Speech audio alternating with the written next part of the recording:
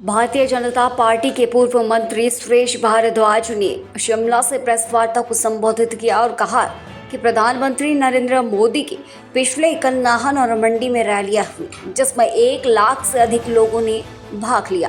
प्रधानमंत्री की रैलियों में भारी उपस्थिति लोगों ने दिखाई।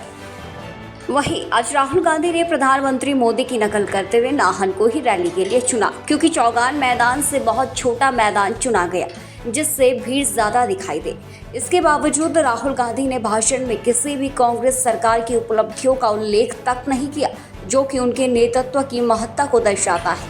वह सिर्फ व्यक्तिगत हमले और बयानों पर ध्यान केंद्रित करते रहे। इसके बाद सुरेश भारद्वाज ने कहा कि राहुल गांधी ने अपने संबोधन में लोकतंत्र के चौथे स्तंभ मीडिया को भी भरे मंच से गालियां दी और मीडिया को बिकाऊ तक बताया, जो कि अति निंदनीय है।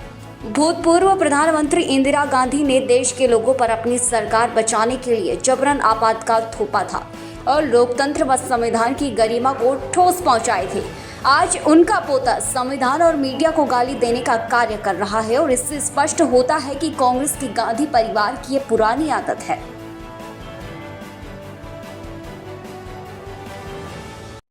आज हिमाचल प्रदेश में देश की एक तथाकथित महाज्ञानी और महाविद्वान व्यक्ति जो है वो हिमाचल प्रदेश में उनकी उपस्थिति थी।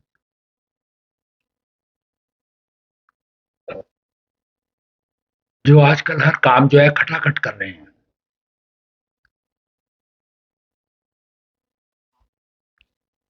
चौबीस तारीख को हिमाचल प्रदेश में भारत के यशस्वी प्रधानमंत्री आदरणीय नरेंद्र मोदी जी आए थे। उन्होंने नाहन के चौगान मैदान में एक भारी जनसभा को संबोधित किया।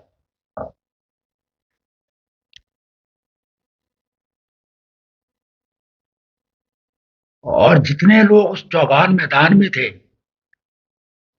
उससे 4 गुना ज्यादा लोग बाहर सड़कों पर थे।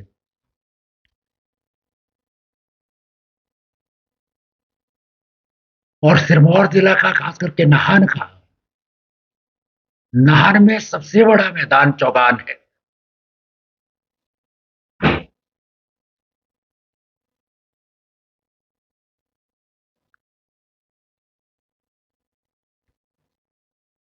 लेकिन आज आदरणीय राहुल गांधी जी की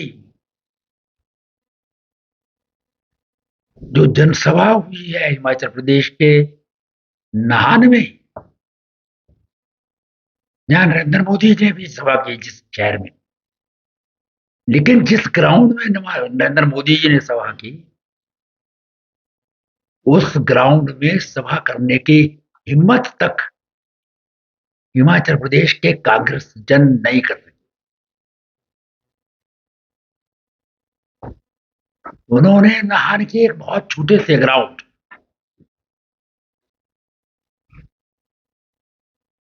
जिसकी कैपेसिटी केवल 8,000 है, ये भी मैं एक्सेजरेटेड बता रहा हूं,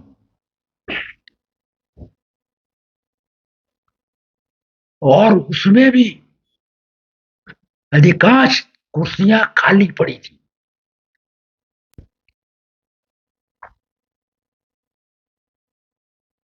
और ये उस प्रदेश में सभा हो रही है जिसमें कांग्रेस की आज सरकार है।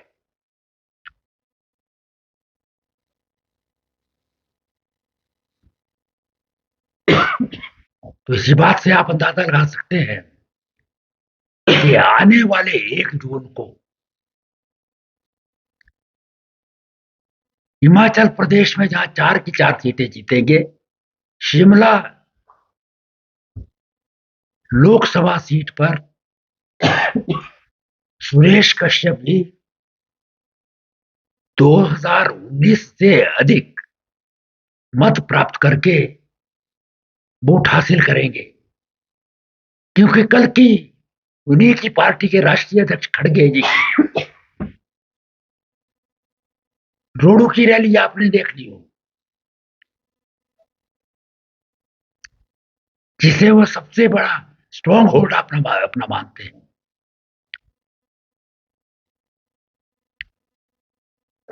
और दुर्भाग्यपूर्ण ये बात है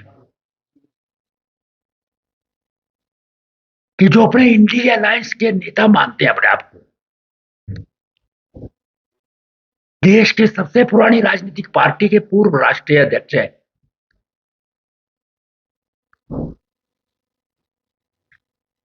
और जिनको बार बार प्रधानमंत्री के रूप में लोगों के सामने श्रीमती सोनिया गांधी प्रेजेंट कर रही है,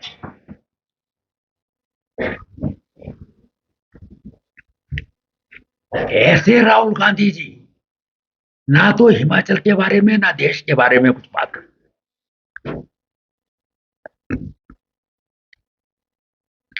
देश में इतना सारा काम हो रहा है, परसों नरेंद्र मोदी जी ने गिनाया, एक भी बात का जवाब उनकी तरफ से नहीं आया। वहां पर उन्होंने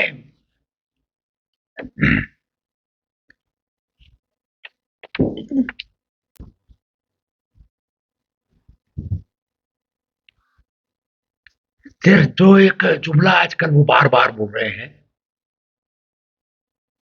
खटाखट खटाखट खटाखट, बस इतनी बात करके चले और संविधान का मजाक उड़ाते रहे। हाथ में एक लाल सी किताब लेकर के बोलते ये संविधान है।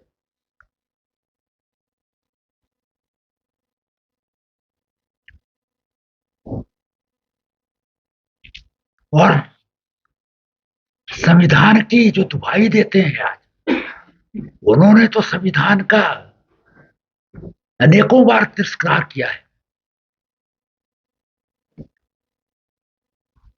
हिंदुस्तान के इतिहास को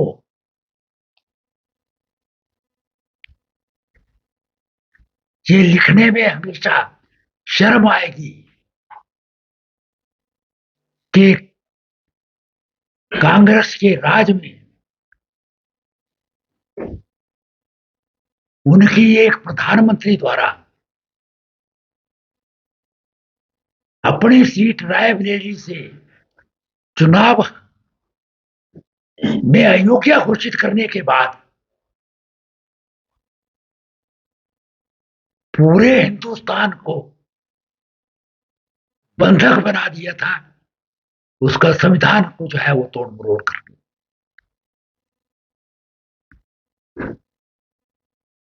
आपातकाल लागू कर दिया हिंदुस्तान में।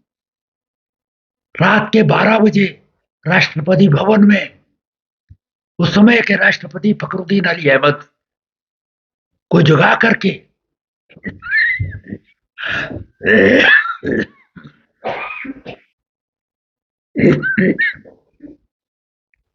इमरजेंसी लगाई गई।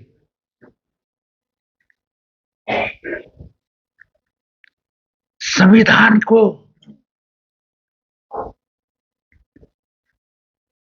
तोड़ मरोड़ दिया, फंडामेंटल राइट्स सस्पेंड कर दिए। और आज भी जो मेरी सूचना है, मीडिया के खिलाफ राहुल गांधी बोले हैं, क्योंकि ये आदत है उनकी, उनके परिवार की, उनकी पार्टी की। इमरजेंसी में जिस प्रकार से उन्होंने प्रेस का गला घोंट दिया था, जिस तरह से अंग्रेजों के टाइम रॉलेट एक्ट बना था, उसके अंदर प्रेस को जो है वो समाप्त कर दिया गया था, उसी तरह कांग्रेस के राज में इमरजेंसी में 1975 में सेंसरशिप लगा करके प्रेस का गला घोटा गया था। मीडिया को गाली दे करके, बिकाऊ कह करके जो है वो नहान से गए।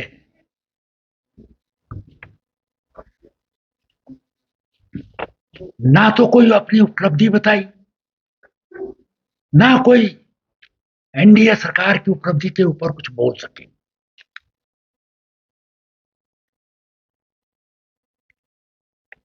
एक घोषणा करके गए हैं कि हर महिला को 8500 रुपए प्रति वर्ष माह देंगे। अब आप लोगों को तो पता है हिमाचल प्रदेश में क्या अलका जो उनकी मीडिया की प्रवक्ता थी, वो हिमाचल में घूमती रही। प्रियंका गांधी खुद सोलन में आई। सुखविंदर सिंह सुक्खू, मुकेश अग्निहोत्री, सुंदर ठाकुर के वीडियो आजकल भी सारे प्रदेश में जो है वो घूम रहे हैं। महिलाएं जो है उसको उन्होंने पकड़ करके रखा होता है, उन्होंने बचा सेव करके रखा है कि हमको 1500 रुपए महीने मिलना। एक को तो 1500, दूजी था 3000, तीजी था 4500, चौवनी था 6000। ये सबके पास है वीडियो। लेकिन अभी तक जो है वो 15 महीने से ज्यादा सरकार हो गई, वो तो कहीं मिले नहीं, ना मिल सकते हैं, क्योंकि रोना रोते रहते हैं सुकू जी, ये पैसा ही नहीं है। और राहुल गांधी बोल रहे हैं हम 8500 देंगे,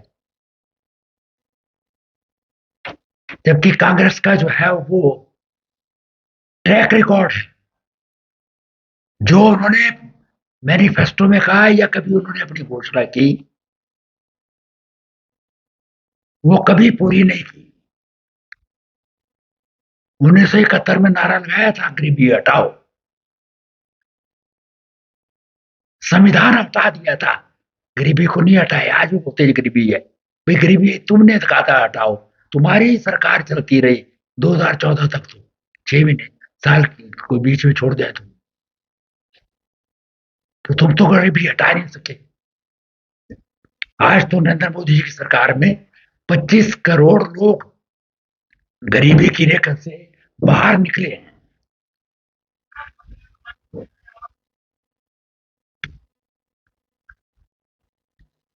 एक बात का उन्होंने जिक्र जो है वो किया है, आयात शुल्क लगाने का।